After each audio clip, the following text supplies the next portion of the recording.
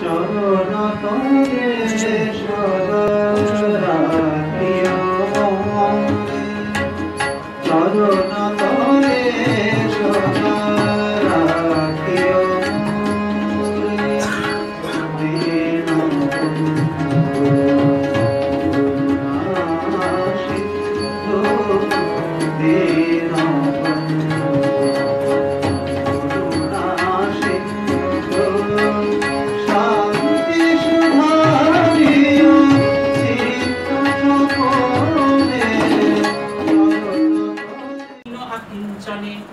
পরে নিমন্ত্রিত ভক্ত করানো ভোজন, কমি নাই কিছুই প্রচুর আয়োজন।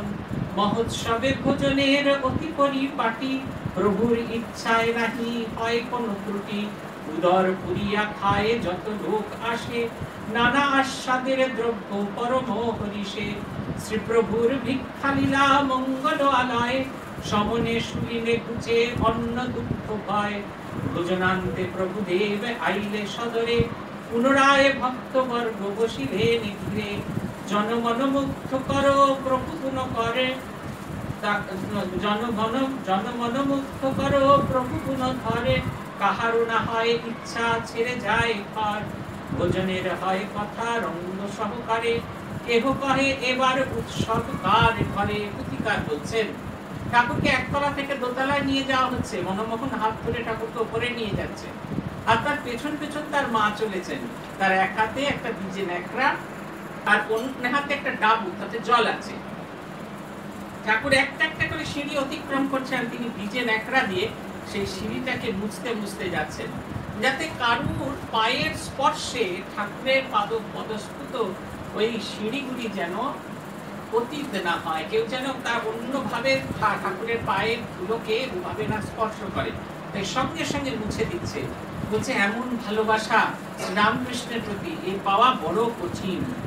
ঠাকুর বলছেন যার এমন ভক্তি, প্রতিকার বলছেন ঠাকুরের প্রতি যার এমন ভক্তি, তার শ্রীচরণ ব্রজ পাওয়ার আমার বড় আশ, কিন্তু তিনি তাকে দেখতে পাননি। অবশেষে সব ভক্তদের খাওয়া হয়ে গেল, ফিরে এসে আবার খাওয়ার অ্যাসেসমেন্ট চলতে থাকলো, আর তারপর তাদের চলতে থাকলো পরের ওটা কোন জায়গায় হবে, পরের সমাগম কোন জায়গায় হবে। এই ঘটনাটা বলার কারণ আছে, আজকের এই ঘটনা, আজকে এখানে এই ঘটনাটা বলার কারণ আছে, কারণ তৃতীয় দিনের যে সংঘর্ষ সেটা আপনাদেরই পাড়াতেই হয়েছিল। এই রাস্তাতে বিয়ে দিচ্ছে সোজা বাড়িটা, যে বাড়িতে গিয়ে প্রথম ধাক্কা খাবেন, একটা সময় যারা এখানে পুরনো লোক জানেন এই বাড়িটা ত্রিসপ্তকের বাড়ি ছিল, মিত্রদের বাড়ি। তার ঠিক পাশের যে বাড়িটা রাজেন্দ্রলাল মল্লিকের বাড়ি, রাজেন্দ্রলাল মল্লিকের বাড়ি, সেই বাড়িতে ঠাকুর এসেছিলেন, একতলার ঘরেতে ঠাকুর বসেছিলেন। এই কারণে আজকের দিনে এই গল্পটা বলার লোভ আমি সামলাতে পারলাম না, তাই সবাই গল্প করছেন।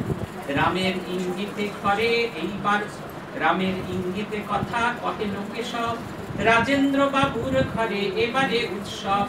সম্পর্কেতে রাজেন্দ্র রামের মাসিপতি, বাঙ্গালা দপ্তরে কর্ম লোক মাঝে খ্যাতি। পদস্থ লোকের মধ্যে তিনি একজনা, ৭-৮ টাকা মাসে মাহিয়ানা। সৌভাগ্য গনিয়াতে করিল শিকারে, রামের উপর হয় সম্পাদন ভার। শ্রীপ্রভু ভক্ত মধ্যে রামচন্দ্র রামদত্ত চাই, বড়ই দয়াল তারে জগৎ গোসাই। দিন স্থির করি রাম প্রফুল্ল অন্তরে, উৎসবের আয়োজন বিধিমতে করে। অর্থে নাই অনটন মনে যেন সাত, যজ্ঞযস্য লেচ্ছ কেউ বিবিধ আস্বাদ। যথা দিনে শ্রীকেশব দিনের বেলায়, রাজেন্দ্র বাবুর কাছে বলিয়া পাঠায়।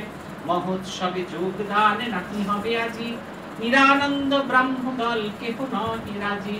শুনিয়াছি সেই নিরানন্দের কারণ, ব্রাহ্ম সাধু অপরের লীলা সংবরণ।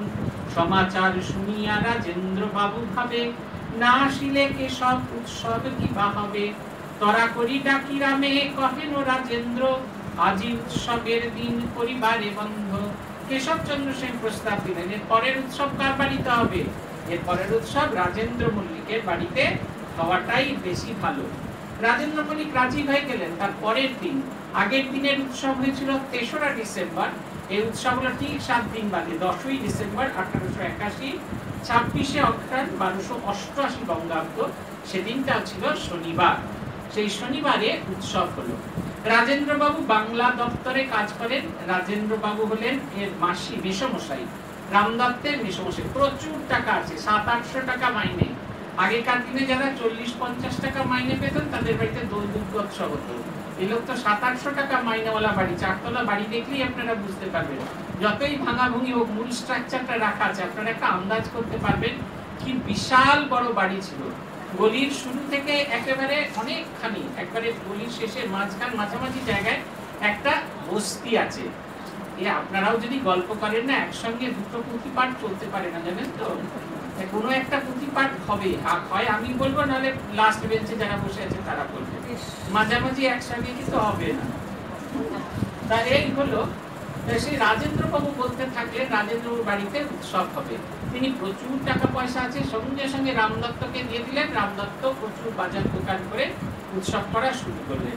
এমনই সময় 8ই ডিসেম্বর লখনৌতে ভাই অঘরনাথ, ব্রাহ্মণ নেতা ভাই অঘরনাথের শরীর গেল। তাতে ব্রাহ্মণ ভক্তদের সকলের খুব মন খারাপ। আর উৎসবের দিন সকালবেলা, 10 তারিখ সকালবেলা তিনি জানালেন, কেশবচন্দ্র সেন জানিয়ে দিলেন আমাদের রাজেন্দ্র বাবুকে যে তাদের পক্ষে উৎসবে আসা হবে না, কেউ আসতে পারবে না। রাজেন্দ্র বাবু তো মাথায় হাত, কেশব না এলে উৎসব কি হবে? কেশবচন্দ্র সেন যার কথা শুনবার জন্য ওই ভিক্টোরিয়া অপেক্ষা করেন, তিনি যদি না আসেন তাহলে কি করে হবে? এই ধরুন আমাদের আজকে ভক্ত সম্মেলন, আপনারা আমাদের ভালোবাসেন বলে এসেছে, কিন্তু যদি সত্যি সত্যি এখানে শাহরুখ খান যদি না আসতেন, তাহলে কি আর আপনারা এত দলে দলে এসে ভিড় করতেন? তার তো ভিড় করতেন না। ঠিক ওই রকম তিনি হলেন সেন্টার অফ অ্যাট্রাকশন। তখনকার দিনে ঠাকুরকে মানুষ মনে করতো একজন বড় সাধক টাধক হবে বটে, তাকে কেউ বড় একটা চিন্তা না। মহেন্দ্রলাল সরকার তার স্মৃতি কথায় লিখছেন, যেদিন প্রথম আমাদের রাসমণির জামাই মথুরানাথ ঠাকুরকে নিয়ে তার চিকিৎসার জন্য গেছিলেন, তিনি মনে করেছিলেন যেরকম বড় বড় বাবুদের কুকুর, বেড়াল, বাঁদর, এ সমস্ত নানা পোষ্য জানোয়ার থাকে, তেমনই একটি এই লোকটি গদাধর চট্টোপাধ্যায়, তেমনি একটি বড় বাবুর মানে মথুরানাথের একজন পোষ্য পরমহংস, তাকে তিনি দেখবেন বলে এসেছেন। তার স্মৃতি কথা এটি খুব পরিষ্কার করে তিনি বলেন। তাকে শ্রীরামকৃষ্ণকে যখন তিনি শ্যামপুকুর বাটিতে দেখেন, তখনই তার এই ভাবের পরিবর্তন হয়েছে। তখনকার মানুষ এরকম ভাবেই ভাবতো। এখন যেমন আপনারা, আমরা যদি এখন বলি অবতার বরিষ্ঠায় রামকৃষ্ণায়, তেন আপনাদের কোনো আপত্তি থাকবে না, তখনকার দিন হলে মাথা পাঠিয়ে দিতেন। তাই ঠিক হলো যে রাম কেশবচন্দ্র সেন আসবেন, উৎসব কি করে হবে? রামবাবু শুনে ভীষণ রেগে গেলেন। তার রিয়াকশনটা দেখবার মতো। কথা শুনি রামচন্দ্র উঠিল রুশিয়া, প্রভুর উৎসব বন্ধ কিসেরও লাগিয়া। প্রভুর উৎসব ইহা কেশবের নাই, সহস্র কেশব বিনা কিবা ক্ষতি হয়। এক চন্দ্র জগতে অন্ধকার হেরে, অগণ্য তারকা মালা কি করিতে পারে। প্রভুদেবের রাজেন্দ্রের ইহাই ধারণা, শ্রদ্ধেয় প্রণম্য মাত্র সাধু এক জনা। এই সাধারণ মত একা, এই সাধারণ মত একা তার নয়। এত দূরে কূপে ডুবা মনুষ্য নিচয়, এক তিল প্রভু দেবে বুঝিতে যে পারে। নিশ্চয় তাহার ঠাঁই দেবতা উপরে, এবে বঙ্গে কেশবের বড়ই খ্যাতি। না আসিলে উৎসবে কেমনে হবে প্রীতি। তে কারণে যুক্তি করি রামেরও সহিতে, কেশবের ঘরে গেল কেশবে আনিতে। সঙ্গে চলে রাম আর সুমন মোহন, কেশব আবাসে গিয়া দিলা দর্শন। আপ্যায়িত কেশব দেখিয়া সবাকারে, বসাইলা সমাদরে সমাজ মন্দিরে। প্রভুর সম্বন্ধে কথা হইল উত্থাপন, রাজেন্দ্র কেশবে কন প্রভু কি রকম প্রতিকার করছেন। এই শুনে কথা শুনে রামচন্দ্র তো খুব খেপে গেছেন। বলছেন, আরে উৎসবটা কেশবের নাকি? উৎসব তো ঠাকুরকে কেন্দ্র করে, যদি কেশব না আসে তাহলে কি সমস্যা আছে? শ্রীরামকৃষ্ণ হলেন চাঁদ, তিনি একা উদিত হলে যদি আর কেশব আদি এসব ভক্তগণের তারকা মতো দু-চারটে তারকা যদি না ওঠে, চাঁদের গ্ল্যামারে সমস্ত আলো সারা আকাশ আলোকিত হয়ে থাকবে, তাতেও যেন রাজেন্দ্র বাবুর প্রত্যয় হলো না। তিনি ট্যাঁকে করে মনমোহন মিত্র রামচন্দ্র দত্তকে নিয়ে কেশবের বাড়িতে গেলেন। এই কমল কুটির, যেটা এখন ভিক্টোরিয়া মেমোরিয়াল, সেইখানে ভিক্টোরিয়া কলেজ আর কি, সেইখানে তিনি তারা গেলেন কেশবচন্দ্র সেনের সঙ্গে দেখা করতে। সমাজ মন্দিরে অত্যন্ত আদর করে তারা তিনি কেশবকে বসালেন। রাজেন্দ্রবাবু আর নিজের কৌতূহল থামিয়ে রাখতে পারছেন না, তিনি জিজ্ঞেস করলেন, ঠাকুর সম্পর্কে আপনার কি ধারণা? কেশব উত্তর দিচ্ছেন, শুনুন কি বলছেন। বলছেন। প্রশ্ন শুনি কতক্ষণ থাকিয়া নীরব, উত্তর করিলা পরে প্রেমিক কেশব। উচ্চ বস্তু মহাভাব পরে নামে যাহা জানি, চৈতন্য চরিত্রে আছে তাহারও কাহিনী। এই ভাব কি ভাব কেহ বুঝিতে না পারে, সমুদিত হইত গৌরাঙ্গ ফলে বরে। আর এই মহাভাব ক্রাইস্তের গায়ে, অবিকল হইত ছবিতে দেখা যায়। এত বলি ভাবগ্রস্ত যিশুর মূরতি, ছিল তার দেখাইল ব্রহ্ম মহামতি। এখন ইহার দেহে সেই ভাব খেলে, তাই এরে গৌরাঙ্গের অবতার বলে। ইহার মতন লোক অতুল ভুবনে, শুনেছিনু গ্রন্থে বেদে কোন নয়নে। স্বরূপত্ব তত্ত্ব কিবা কথায় না আসে, অথচ ইহারে রাখা গেলাসে রেখেছে। ধুলা যেন নাহি লাগে যতনের ধন, কর্তব্য থাকিয়া দূরে মাত্র দর্শন। কেশবের মুখে শুনি এই পরিচয়, মনে মনে রাজেন্দ্রের লাগিল বিস্ময়। এর প্রশ্ন শুনে কেশব খানিকক্ষণ চুপচাপ থাকলেন, তারপরে মিষ্টি করে হেসে হেসে বলছেন, মহাভাবের কথা আমরা বইতে পড়েছি, গ্রন্থে পড়েছি, শুনেছি শ্রীমতী রাধিকার হতো এবং পরবর্তীকালে শ্রী চৈতন্যের শরীরে এই মহাভাবের প্রকাশ হতো। আর উপরে খ্রিস্টের ছবি দেখে আমার মাঝে মাঝে মনে হতো যে স্বয়ং খ্রিস্টেরও প্রতি মহাভাব পায়। তার ঘরে খ্রাইস্টের ছবি ছিল, সেই ছবি তিনি দেখালেন, বললেন এই হচ্ছে মহাভাবের অবস্থা। আর যা যা বইতে পড়েছি, শ্রীরামকৃষ্ণকে দেখে মনে হয় তিনি যেন লিভিং ডেমনস্ট্রেশন, শ্রীরামকৃষ্ণের শরীরের ভেতরে সেই মহাভাব হয়। বলা হচ্ছে, ঘটনা আছে, ভৈরবী ব্রাহ্মণী সেদিন সদ্য এসেছেন, 2-4 দিন হয়েছে মাত্র দক্ষিণেশ্বর এসেছেন। ঠাকুর বসেছিলেন তার ছোট খাটটিতে, ঘরের এক কোণে ভৈরবী ব্রাহ্মণী অষ্টবিকারের কথা বলছেন, গুনগুন করে, যেরকম ভাবে ভ্রমর শব্দ করে সেরকম গুনগুন শব্দ করে তিনি সেই অষ্টবিকার, অষ্টসাত্ত্বিক বিকারের কথা আলোচনা করছেন। হঠাৎ করে তার চোখে পড়লো সেই ছোট খাটটিতে বসা শ্রীরামকৃষ্ণের দিকে। তিনি দেখতে থাকলেন যা যা তিনি করছেন, শ্রীরামকৃষ্ণের সারা শরীরে সেই অষ্টসাত্ত্বিক বিকারের এক একটা করে হচ্ছে, এক একটা করে সেটা যেন তিনি ডেমনস্ট্রেট করছেন। ভৈরবী ব্রাহ্মণী বিস্মিত হয়ে গেলেন। কেশব বলছেন যে তাঁর শরীরে মহাভাবের লক্ষণ হয়। তারপরে বলছেন রামকৃষ্ণ পরমহংস কি লাটের মাল, তাকে রাখা উচিত কাঁচের গেলাসের মধ্যে, যাতে মরজগতের ধুলা লেগে সেই শরীর যেন অপবিত্র না হয়ে যায়। বিস্মিত হয়ে গেছেন কেশব। তিনি যাকে ভেবেছিলেন একটি সামান্য সন্ন্যাসী, তিনি ভেবেছিলেন একজন পূজনীয় সাধু বটে, কিন্তু তার সম্বন্ধে এতখানি কথা তিনি বুঝতে পারেননি। বিনয় সম্ভাষ সহ কহিল কেশবে, এসেছি তোমায় নিতে তাহার উৎসবে। উত্তরে কেশব কন সম্মান সহিতে, এ ব্যাপারে আমারে বিনয় অনুচিত। ধরাধামে ভাগ্যবান হয় যেই জন, তাহার কপালে ফলে তার দর্শন। যথাসাধ্য উদ্যম করিব যাইবারে, বিফল যদ্যপি পরি কপালের ফেরে। রাজেন্দ্র পুলক অঙ্গ কেশবের বলে, ফিরিয়া আইল গৃহে সকলেতে মিলে। মহোৎসাহে উৎসবের হয় আয়োজন, মুক্ত হস্তে দেন অর্থ যত প্রয়োজন। বলছেন তার সেই কথায় বলছেন, আমার প্রতি বিনয় প্রকাশ করার কোনো প্রয়োজন নেই। যদি আমার কপালে হয় অতি ভাগ্যবান, তিনি তাকে দর্শন করতে পারেন। এটা আমাদের কাছে জানেন তো খুব আশ্বাসের কথা। আমরা ঠাকুরকে দেখতে পাচ্ছি, মা বলে গেছেন ছায়া আর কায়া সমান। আমরা ছায়াকে দেখিনি, কিন্তু তার ছায়াকে দেখবার সুযোগ পাচ্ছি। আমাদের মহাভাগ্যবান যে তিনি আমাদের তার ছায়া রূপটি দেখার সুযোগ করে দিয়েছেন। কেশবচন্দ্র বলতে থাকলেন, আমি নিশ্চয়ই যাব, যদি না আমার দুর্ভাগ্য হয় তাহলে তার দর্শন হবে না।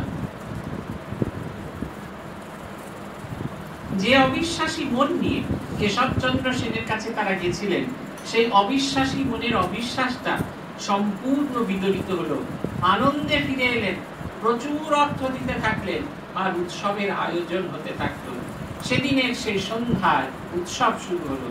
পুথিকার লিখছেন, তিমির বসনা সন্ধ্যা এলো গেল বেলা, ক্রমে ক্রমে ফুটে ভক্ত তারকার মেলা। পূর্ণচন্দ্র প্রভুদেব কিছুক্ষণ পরে সমুদিত হইলেন রাজেন্দ্রের ঘরে। মাতিল প্রমত্ত ভাবে যত ভক্তগণ, অতিমিষ্ট শ্রী প্রভুর বাক্য সুধা পানে। কিবা শোভা ভক্ত মধ্যে প্রভুর বিরাজে, বলিবার নহে তাহা দেখিবার কাজ। অপরূপ রূপ অঙ্গ ফুটিয়া বেড়ায়, দেখিলে মানুষ কিবা মায়ারে ভুলায়। বিশ্ব বিমোহিনী শক্তি বর্জিত তখন, যাইতে মোহিত করে রাখি ত্রিভুবন। রূপময় প্রভুদেব রূপের সাগর, বিন্দুলয়ে গড়ে মায়া বিশ্ব চরাচর। সে বিন্দুর এক কণা কামিনী কাঞ্চন, যাহাতে বিমুগ্ধ চিত যত প্রাণীগণ। রূপে ডুবিবার স্বাদ যাহার অন্তরে, তিলে কেন দাও ঢাক রূপের সাগরে। ভাগ্য দেশে প্রভুদেব, ভাগ্য দোষে প্রভুদেব, যাহারে বিরূপ, সেই না দেখিতে পায় শ্রী প্রভুর রূপ। স্বরূপের এক বিন্দু বিশ্বরূপে যার, বুঝো কি রূপের ছবি শ্রী প্রভু আমার। লোকে শুনি কবে কথা তর্ক করি, যদ্যপি তাহাতে এত রূপেরও মাধুরী। কেননা মজিল সবে দেখেছে অনেকে, এমন বচন যার গর্দণ্ডবৎ তাকে। গললোক নিকৃত বাসে তাহারে উত্তর, বৃন্দাবন চন্দ্র কৃষ্ণ মুরলী অধর। ভুবন মোহিনী রূপ বাঁশরীর গান, দেখিলে শুনিলে নাহি কাহার এরান। গোপ গোপী পশু পাখি পুঞ্জ পুঞ্জ বন, কালো জল যমুনা পাষাণ গোবর্ধন। ঘোট মাঠ বৃক্ষলতা ভুলিল সকলে, কেবল বকুলে বাকি জটিলে কুটিলে। জটিলে কুটিলে হেতা পাষণ্ডী সকল, মুখে ভরা নিন্দাবাদ হিংসা হলাহল। লীলা পুষ্টি হেতু জন্ম হয় অবতারে, শ্রীচরণ দর্শনে মুক্ত হয় পরে। গরলের বিনিময়ে সুখা পরে পায়, দয়ার সাগর প্রভু তাহার কৃপায়। পুথিকার বলছেন, অন্ধকার হয়ে গেল, সন্ধ্যা হয়ে গেছে, তিমিরও বসনা পরে, অন্ধকার পোশাক পরে সন্ধ্যা এসে উপস্থিত। যখন সমস্ত কিছু অন্ধকার হয়ে গেছে, তখন হৃদয়াকাশে এসে উৎপন্ন হলেন শ্রীকৃষ্ণচন্দ্রের মতো এক তারকার, এক রাশি তারকার মালা নিয়ে স্বয়ং শ্রীরামকৃষ্ণ। ভক্তরা তাকে দেখে মেতে উঠলেন, প্রমত্ত ভাবে মেতে উঠেছেন। যখন তিনি কথা বলছেন, তার প্রতিটি শব্দ, শব্দের প্রতি অক্ষর যেন সুধা ঝরে পড়ছে।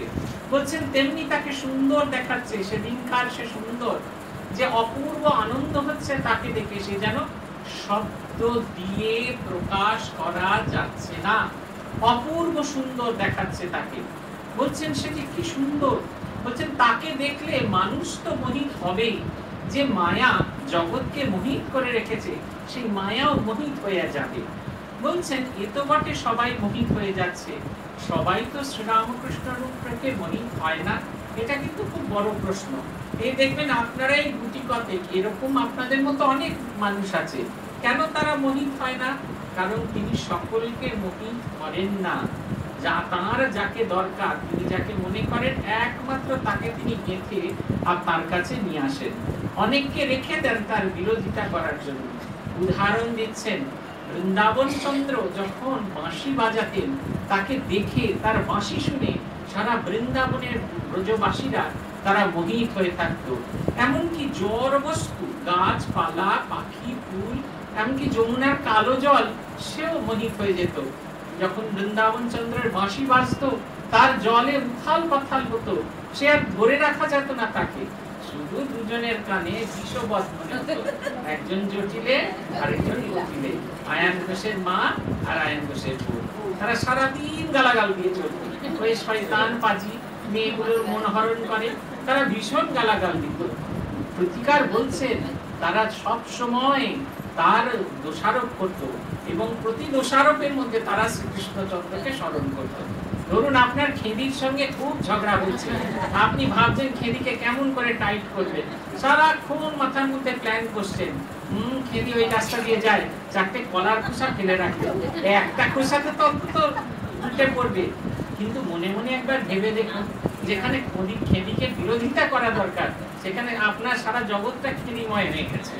এই কারণে আমাদের এই যে কেমন করে মানুষ থেকে মনে আঘাত দিলে কেমন করে সরতে হয়, তার উপায় বলা হয় ওই উপেক্ষা করা। উপেক্ষা করলে তার কথার মনের মধ্যে আসবে না, কিন্তু না হলে এমনি হবে। বলছে বৃন্দাবন চন্দ্রকে প্রতি মুহূর্তে তাকে আঘাত করতে গিয়ে, প্রত্যেকবার তাকে চিন্তা করতে গেলে করতে করতে এমন সময় তার প্রেমে এমন পরাণ করলেন যে বৃন্দাবন চন্দ্র তাকে তার ভালোবাসা দিলেন। বলছেন গরলের বিনিময়ে এইসব ভক্তরা ভালোবাসা পান।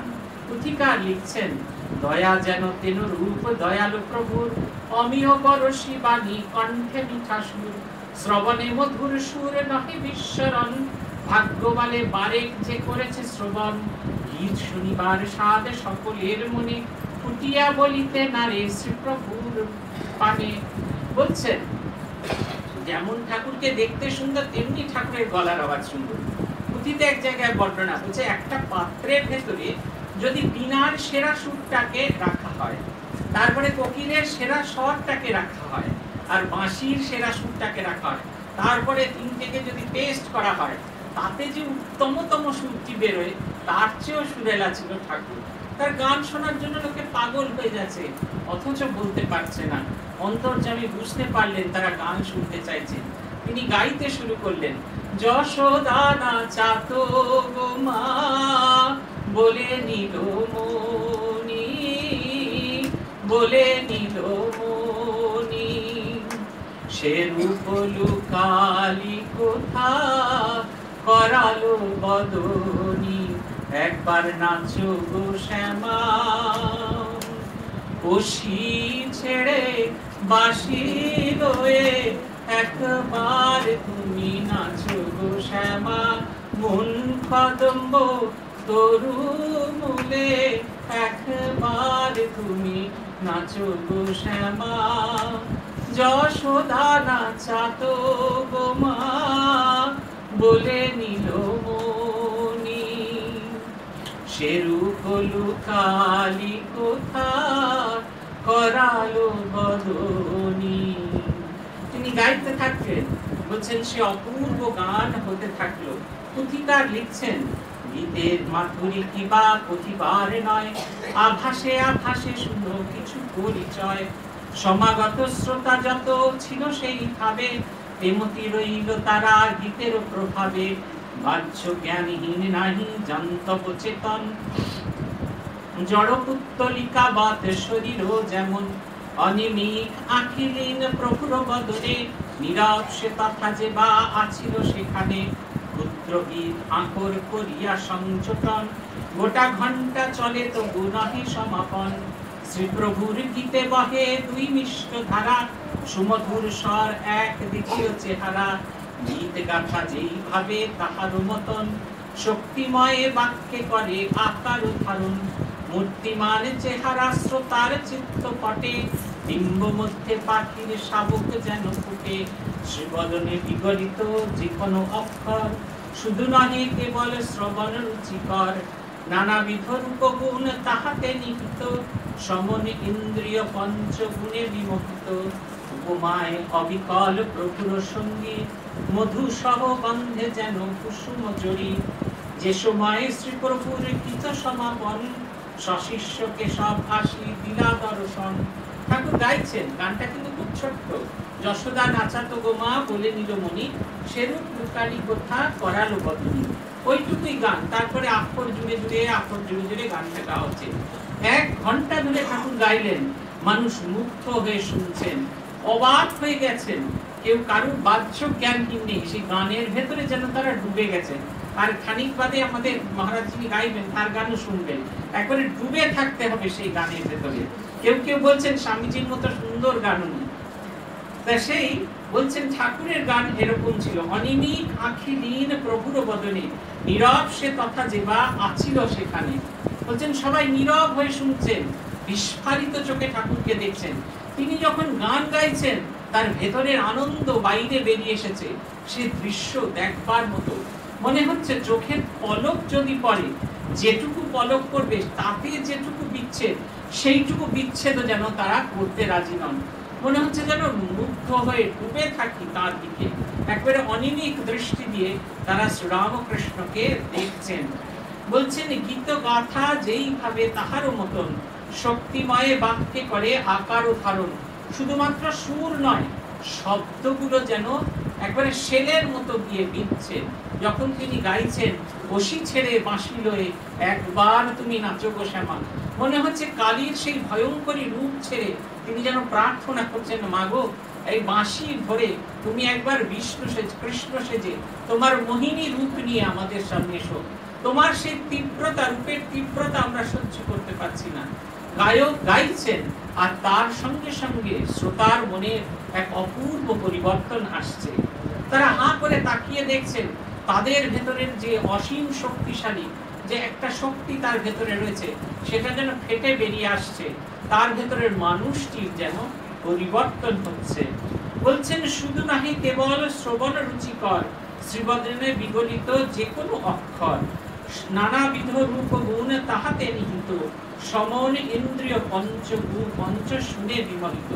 তিনি যখন গাইছেন, সেই গানের স্বর যখন পৌঁছচ্ছে, তখন আমাদের এই যে পঞ্চেন্দ্রিয়, এই যে স্পর্শ সব বন্ধ, এই যে আমরা করি পঞ্চ ইন্দ্রিয় দিয়ে, সেগুলো যেন সমস্ত কার্য বন্ধ করে দিয়েছে, সে শান্ত হয়ে গেছে, সেখান থেকে এতটুকু কিছু হচ্ছে না।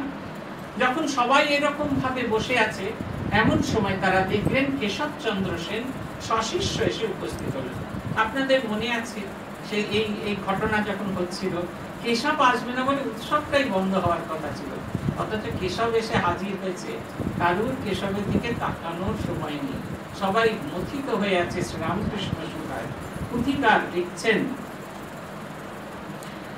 ভক্তি ভরে বন্দনা করিল প্রভু দেবে, প্রভু অপার সুখী দেখিয়া কেশবে, শ্রী প্রভুর গীতে আত্মহারা এত সব, ঠিক নাই আসিলেন এখনো কেশব, দুনিয়া জুড়িয়া যারে যশ গুণ গায়, মহামান্য ধন্য গণ্য গোটা বাঙ্গালার, লোকের অবস্থা বুঝি শ্রী প্রভু আপনে, সমাদরে কেশবে বসানে সন্নিধানে, ক্রমে পরে শ্রোতাগণ হইল সহজ, চায় এ অধ্বংস বাকার পদরথ, ব্রাহ্মদের মধ্যে যিনি বিশারদ গীতে, রাগ রাগিনীতে গান গাইল লাগিল গাইতে, কোন মতে শ্রুতি প্রীতি নাহিল কাহার, শ্রীমুখে শুনেছি যেই প্রভুর আমার, প্রভুর মধুর কণ্ঠ শুনিয়া প্রথমে, পরে যদি বিনা বাজে বাজ লাগে কানে, এমন সময় হয় সবে আবাহন, প্রস্তুত প্রভুর ঠাঁই ভোজন কারণ, ভক্তগণ পশ্চাতে সর্বাগ্রে প্রভু রায়,